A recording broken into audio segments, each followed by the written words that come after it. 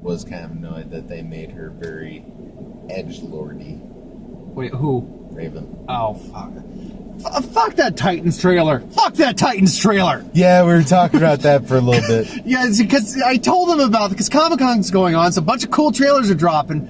And, but then I watched the Titans show, my review for that is up. And I'm like, no, they took a very wrong tone with this. I was trying to go into it being a lot more... Open-minded? Yeah. I was hoping, okay, they're going with dark tone. Maybe it'll be... No, they went with silly dark tone. It's like Robin's breaking necks and saying, fuck Batman. DC... Okay. DC's having issues. And I think right now, their big issue is whoever is kind of in control of the movie department, they don't understand why, like, what DC Comics shtick is. Yeah, they don't. They can't seem to stick to one note. Because the big thing is with cartoons and comics that DC always did way better, like dark. They're very adult-driven stories. The problem is whoever is doing this seems to forget, doesn't understand when to what that is. Yeah, and they don't seem to know when to use that tone and to properly use it, and when not to use it on what characters. What I mean is, this is like you go up to, like, let's say a young college kid, and you go, hey, you need to make this more adult. And he's like, how do I do that? Just do it. And he's like, okay, right, this guy has a gun now, and here's swearing. A naked woman. Fuck. Look, this is what adults do. And that's it. That's basically how it kind of comes off. I hope we're not going to get like any... I don't want to see Titan on Titan sex scenes in this movie or in this series. Not that I'm going to watch this series, because I said it before, I'll say it again. I didn't plan on getting the DC... I'm calling it DC All Access right now. The DC streaming service prior to this doesn't make me want to get it now. I want to see what the Swamp Thing series is going to look like. I didn't know they were doing that. They're doing a Swamp Thing. Actually sound yep, they're doing a Swamp Thing. Hell, who knows? Sorry, maybe we'll get a my constant. throat's kind of... No, it's all good. A little dry. But, yeah, you'll notice we didn't start out with the Equalizer because we're probably not going to have a huge amount to say on the Equalizer. We both really liked the movie. It's good. We thought it was pretty solid. It's got some issues, but there's nothing that really detracts from it. Mark hadn't seen the first one. No. I did. I really liked the first one a lot. I think the first one is better for a few reasons. The biggest reason for me is that when it comes to the pacing of the story and the plot points in the story, both of them have multiple plot points going on, but the first one had a fewer, and it was able to meld them in a bit better. Whereas this one has, you got the death of his friend you see in the trailer. You got, we find out, it's his old crew that's doing that. Which friend? I never saw the trailer. Oh, sorry, the female. Oh, the woman. okay. The woman. So you got the woman. Wait, they gave that. That was a plot point in the trailer. That's bullshit, man. I'm sorry. That had a much more deeper impact on me because I didn't know that was coming. Well, good for you then. But yeah, so that happens. So he's got to find the guys who did that. Turns out it's his old crew and his old buddy who set her up. Oh, let's not also forget the young youth that he's got to try to mentor her into a brighter future. Don't forget the old man who's painting he's got to find. Turns out he finds his sister in the end, because that's what that's about. There's also a plot point involving... there's at least one other plot point. I know there is, and I'm forgetting it off the top of my head. There's like 4 or 5, maybe 6 plot points going on here. And for what it is worth, in my opinion... it is done effectively.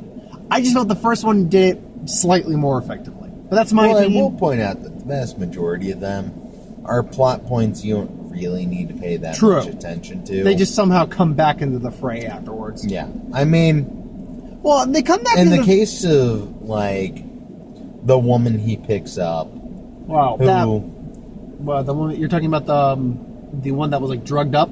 Yeah. Okay. Well, that's a scene just illustrating his, gotta help her. That's and just get him being a badass. Yeah.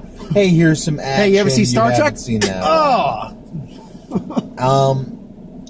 Cut a guy's forehead But- with a credit card, for God's sake. Honestly, I have to say, overall, this movie is very, like... I think you said Tom Clancy-ish. Yeah. But it's very, like... spy... thriller... There's a bit of a Bourne That kinda- element into it as well. A little Yeah, but Jason that's- Bourne-ish. That's because it's part of that genre. Yeah. Of, the spy, intrigue, thriller... Mm-hmm. Where... Honestly, this just does it by numbers. Yeah, but Like, it does it well. To be fair, it I've does it seen well. a bunch of other movies do this same formula, and that's the thing is, this is very like hits that formula note for beat note, by beat by beat. to where if you had a comedy doing this, it would be shit. Yep. Or some other movies. It they would doesn't be work crap. in other genres going beat, but no. For or example, no. Skyscraper. Oh God, That was another one that did that's basically beat by beat step beat. by step. Yep. But with this, It works it better. works. And I'll say this: I Because think they didn't only hit it, but they did it very well. that's the thing. You can continue to use the same notes in a movie over and over again. As long as you do it well, it can be entertaining. It helps that Denzel still carries this character. You made a point of it. I think it's just a character he likes to play because I think he likes to do the action every now and then. But he still gets some chance to. Plus the fact that there's a lot of drama. Yeah, I was supposed to say he still gets a chance. The character, and they did in the first one too, where he really gets there's a great scene in the first one, just a fantastic, my favorite scene in the entire movie, honestly. Not action or anything. It's where basically the head Russian guy is basically with one of his like cohorts, something like that. He's there after Denzel Washington, and he goes to his cohort goes to the bathroom. Denzel just comes back. He's like, he ain't coming back. You see the blaze sunglasses the guy's wearing, and then they had this conversation back and forth. It's like the guy's just like, what do you see when you look at me? You see nothing, And then he just has this conversation, and then Denzel tells him a story about a kid or something like that, and it's something that's personal. He figures out it's personal to him, and then Denzel just looks at him and says, "Now tell me, what do you look at when you see me?" And then you just see the smirk on the guy's face drop. It's like, fuck. And this one, we had a couple scenes. The one scene I thought was like a real exercise in his acting is that scene he has with Miles is his name, where he saves him from like the gangster's room and stuff like that. And he basically just like, you want to be a man? He just puts the gun in his hand, just starts pointing in his head, and he just starts yelling at him to be a man. You want to be this guy? Just do it. Can't do it. And then he just screams at him and just says like, you don't know what death looks like, kid. You don't know what death. This is a guy who's killed people for a living. That was a fantastic. I love that scene. That was a great scene. And there's other scenes in a movie like that too. But like Mike Mark said, it's beat by beat by beat, but it does it well. You get the action sequences you want. When they happen, they're pretty hardcore. They up the action, I think, in this one a little bit. Well, it's also the same kind of slow burn. Because I enjoy a lot of these thriller movies. I've watched, like, almost every Tom Clancy movie that came out. Except for, like, I think one of the Tom Cruise ones. You had me But- at... No. I've watched, like, most of that stuff. And a lot of them are this same style, the same slow burn. I mean, at least with this one, they kind of realize, hey, this is going to be slow burn. Let's keep it on Denzel as Let's often as throw we can. in some, like, little action. For example, the whole train scene. Train scene, That yeah, it was opened up there some, yep. for no other reason than for, oh, yeah, by the way, just remind you, This is an action movie, he's too. a badass. Yeah. The scene in the car where the guy tries to kill him. Oh, yeah, that was fun. That was you must have fly a lot because we haven't been going towards Logan for 3 minutes. I will also point out that this is the kind of movie where if you pay attention to stuff Ooh, going I'm gonna need a new on, shirt. oh shit, Yeah, no, it just happens. My shirt's got a hole in it. It just happens because I wear dress shirts a lot when I'm out over my normal shirt. So putting your elbows on there, it just wears them out after time. but it's kind of thing where if you pay attention to stuff in the background, you'll be like, oh, That's what's going on here. Like, for example, the whole airport thing. Even if you're watching, like, where he's driving and everything else like You'll that. notice, because he's in Boston. He misses the exit Several times. for, the airport. And big sign that says it, but you gotta be paying attention to more than just what's going on between the two of them. Yeah.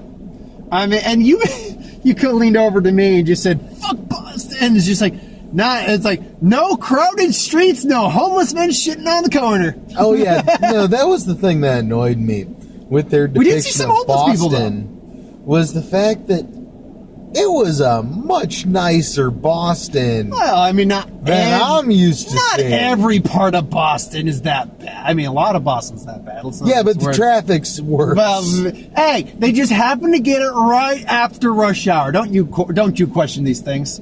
Also, All though, throughout the movie? don't question these things. I'm sorry. They went over one of the busiest bridges in Boston. For God's sakes, Martha's Vineyard was busier than Boston. Oh, we're assuming that was Martha's Vineyard. No, they actually kind of showed what that was. It was. I don't know where exactly it was. It's somewhere off. I don't know, because your girlfriend, Brent's girlfriend, Carrie lived on an island. She lived on Nantucket. No, she didn't live on Nantucket, did she? Yeah, she lived on Nantucket. It was Nantucket, yeah. And then you have Martha's Vineyard. Then, isn't there like another island out there somewhere? There's probably a bunch of small islands. I know there's like a But the small thing is ones. that with Martha's Vineyard and Nantucket, neither one of them have a bridge connect them to mainland. So it has to be somewhere off the Cape. Yeah. I'll say this, though. His crew kind of suck at their jobs a little bit. No loose ends. No loose ends. They were decent, but the problem is that at one point, they're driving through this checkpoint, because there's a hurricane coming. Yeah, there's a hurricane. We don't get, like, full-on direct hurricanes No, we're out getting here, like the... But we get kind of the aftermaths coming up the coast. But when you're on the coast, to where it's a we full-on actually fucking hurricane. and there are signs for it right now. Hurricane Preparedness Week. Preparedness? What? Preparedness? Yeah, that's what it says. Is that actually what it's preparedness? Or something like that. Okay, hurricane preparation, is that what your word you were looking for? No. Then who the fuck made that sign? I'll point out. Point out to me another time. To you, but basically, we get those kind of signs. And they basically, the guy at the checkpoint's like, "Oh no, you can't go through here." They close down the islands anytime there's a really bad storm like that. And as they're going through, state police officer, rightfully so, comes up and is like, "Hey, you guys can't come out here. Like everything's closed down." They just shoot him. Like twice. You just made as you said, you just made a loose end. Yeah. Here's the thing: he wasn't a loose end to begin with. Killing him makes that a loose end. Don't get me wrong. There is the possibility his body will be washed away, but given where he was and the fact that he obviously had to be stationed there, someone's going to call in for him. Someone's going to check on him. That he's going to wash away. Just because I'm pretty sure he was in a safer spot. Yeah. But as far as like them actually doing their job and everything, it kind of made sense. Yeah. I mean, they what they did well. They did their job well. It's just, I guess it's just they seem to get a little like every one of these kind of guys in these films, they got a little cocky. And it's like, oh, now we can just get away with cold-blooded murder. We do it all the time. Oh, and as for, there's a scene in the movie where, near the end, one of the, like, bad guys, as they're going around this town, they do an over-the-shoulder shot. Right next to his face. What I was trying to point out to you that I think they were trying to go for was the guy's in a really cramped, really small, like, building/room, and he's looking around for Denzel Washington. No one's even seen him yet. No, he's just going. He hasn't killed anyone. Like, they know he's there, but they don't know where. He's looking around in there, and you see him kind of getting nervous. And I think that whole camera shot was to try and imply just how, like, almost claustrophobic and just on edge and nervous he was, because he's sitting there swinging around this gun, expecting this dude to pop up. And then he gets a freaking, what was that? A harpoon? Yeah, that was a fucking harpoon. He got harpooned through the fucking face. Yeah. Like I said, they upped the gore slightly on this one. It's a little bit. I mean, that compared to other shit I've seen, that's not that. That wasn't even that. No, that bad. wasn't that bad. But compared to the first one, I'm like, whoa. Yeah. And then let's see, in the order he killed his old crew and shot him in the face with a harpoon. He completely knifed a motherfucker to death. That guy near the waves. I was trying to tell what some of those knife movements were, because a lot of the knife movements, from what I could tell in this movie, were very like cutting a tendon here. Yeah, you can see that when he cutting like a key spot here. To where with that guy, I think he like sliced him along his ribs. He stabbed up between the ribs. At near the end, he stabbed and went up. He sliced. He cut his throat in the end. Like his throat in such a way to where it's going to crisscross. Yeah. And did he go up or did he go down? When that final before he did the throat cut, he stabbed him, and then I think he pulled up. I think he basically just kind of almost flayed him. And yeah, right. Yeah, he fucked him up. Yeah, he basically with the final guy, his real like his partner at the top beforehand. He pretty much ragdolled him at that point. He just turned him into just a limp noodle. Yeah, but you know what? Those guys kind of died quick deaths overall. The guy who got caught in the exploding flower bomb because of his with his entrails. I was confused about that. Then I had to think about it for a bit. I got it immediately. Where flour, when it is in that much in the air, in a confined area, air and everything, it can become flammable. Yep. To where it was kind of like what was it, Waco? Where they threw a flashbang in and it started to fire because of all this shit around it. But he comes out and his entrails are hanging out and shit. I'm like, well, his stomach was blown out. Yeah. And he was dead. Oh, no, he was dead. Oh, no, he was dying. He moved a little bit. He moved a little. He's like, I was like, let me die now, please. Well, no, you saw the other guy who got sliced up. Yeah. He was moving a little bit, too. He was still basically, because, getting your throat cut's not going to be an instant kill. His buddy was immediately like, oh, yeah, he's dead. He's just not actually dead yet. Yeah. I like the fact that these guys are such badasses, but let's not be clear. You're not Denzel badass. Because all these guys are scared shitless of him. Speaking of him being badass, I do have to point out one scene. Was it when... where he did something really fucking smooth. Was it when he went to basically just confronted them in the... Yeah. He confronts the main bad guy. Mm-hmm. And he's standing outside in the street with the main guy and his old crew. So there's 4 of them and there's him. And he's confronting them and he's talking to them and he's like, yeah, I'm going to kill each and every one of you. And then he turns to the guy's wife, who is like on the other side of the street. No idea what's going on. About to take the kids to school. And he's like, oh, hey, yeah, your husband said I could get a ride with you. And she's like, oh, yeah, come on. Jump on in. It's like, oh, jump on in. You take care of you get the little one. It's like, all right, then. And then he just grabs her. It's like... it's like comfort to Curtis. He even, after he says that, turns to the guy and goes, see? You can see? A comforted companions. I think he gives a quick smile and just just picks up his daughter and just, yeah, you can. You can't do shit to me right now. It's like, peace out, motherfuckers! You're all dead. Boop. And he does this shit. That man his balls were hanging low and hanging long. I mean, there's not much else we can go over, really. It's a solid movie. I enjoy it.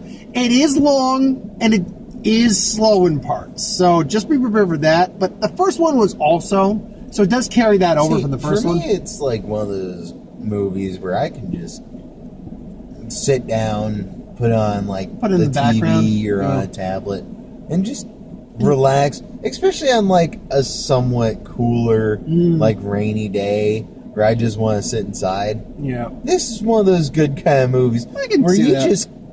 you can kind of take a nap, almost falling asleep to it, but not in a bored way. More just you're comfortable enjoying it. Yeah, I'd go about an 8 out of 10. I think it's a fair number for it. It's again Sounds not about right. perfect. There are some minor things that kind of bug me, but nothing serious. Nothing that would detract from anything. I'd recommend it if you like the first one, definitely. Oh, We had Hellfest. At least it's coming out around Halloween. I think you pointed that out. yeah. I honestly, it's another one of those. Hey, it's a scary amusement park. Hey, there's a killer in there. No one can not recognize it. It's a teen horror movie. Yeah. Like, it's a teen scream flick where essentially the whole point... I think it's a halfway interesting premise. It is. But I was expecting them to do more than just... It's a slasher movie in a horror-themed theme park. Like, theme park. The Meg again... I'd like a different trailer, but that movie's coming out in less than a month now. The Meg's coming out. Yeah. Woohoo! Night School with Kevin Hart and Tiffany Haddish. You know, I'm gonna be honest with you. I know you're not a fan. I don't like Kevin Hart, Nope. but at least this movie seemed... At least this one beat the crap out of him a little bit. Okay. Like, Kevin Hart, in the trailer anyway... He didn't annoy you. He was kind of annoying. But not nearly as bad as It's he like the right kind of annoying, I guess. Yeah. And Tiffany Haddish, I'm okay with her. I didn't really like her in Uncle Drew at all. Tiffany Haddish is obviously his teacher. Yeah. She's also in Nobody's Fool. The one about the sister that gets out of prison. Oh, Tyler Perry. I don't think they said Tyler Perry. Yes, they did. Did they? I missed that. It was in the credits leading up into shit, I it. missed that. Oh, that yeah. explains a fuck ton. Tyler Perry The man can't brings direct you shit. more movies. Because, dude, I was surprised that Medea did shit. You know what? Of all of the movies... I'm sorry, man. Whoopi Goldberg is playing Medea. This is the one where Medea actually would have worked in it. And I think it would have been perfect with the character of Medea. You're not wrong. Whoopi Goldberg at least had a few funny moments. Have Medea be like the neighbor who occasionally chimes in across the street from their mom's house. You don't know that won't happen. Let's be clear. True. We only saw a trailer. I didn't see Tyler Perry pop up anywhere, so... I don't know. Look, I don't hate Tiffany Haddish, but I think she's starting to get a little too much over... She was more annoying in that trailer than she was in the other one. That's for certain. But whatever. Predator. Looking forward to that. That's gonna be... That's cool. Super Predators. This was the first time I got to see all of the trailer. I missed There's the an first R-rated chunk. version of it. Because it's an R-rated movie, obviously. Yeah. That's cut down a bit. You get like a joke of Keegan-Michael Key, not Jordan Peele, but the other one from Key and Peele, the tall one. He was like, "Hey, it's like, you know what, your mom, you know what's your mom's, if your mom's vagina were like a video game, be rated E for everyone." It's an okay joke, and then he gets choked out and stuff like that. Anyway, that looks. Can't wait to see that September. White Boy Rick, based off a true story. The one I've never heard of it. I haven't heard of it. I'm kind of interested. I'm gonna be honest. I love Matthew McConaughey. When they were showing where it was and how it kind of looked, and everything else like that, and then they said Detroit, my first thought was, "Holy shit, we're getting a preview for that RoboCop remake." No, sequel, direct sequel. Well, you know what I mean. Yeah. That's why I thought we were about to get there. Yeah. It looks good for what it is. I'm interested. I love me some Matthew McConaughey, so I'll eat that up. Last one, at least we got Girl in the Spider's Web. Girls in a Spider Web. In the Spider's Web. The Girl in the Spider's Web. You know what I mean. Yeah. The problem I have with it is it is a complete reboot for like the third time of the Girl with the Dragon Tattoo series. Because you have the, I think it was Swedish. The Swedish one came first. Well, you have three Swedish movies. And then which we had... are all very well done. But they didn't do, as far as I know, they didn't do the fourth movie. All right, which I Then believe you you said is the Spider Girl with the Spiders one, right? Yeah. Girl with the in the spider web is the fourth book. Is Girl in Dragon Tattoo is the first one. The girl who played with the girl kicked the hornet's nest, right? Girl who kicked the hornet's nest, and the girl who played with fire. Okay, I don't know which order those two come in. Yeah, I've never read the books. I just saw the American movie, which is good. The American one's good too. Yeah.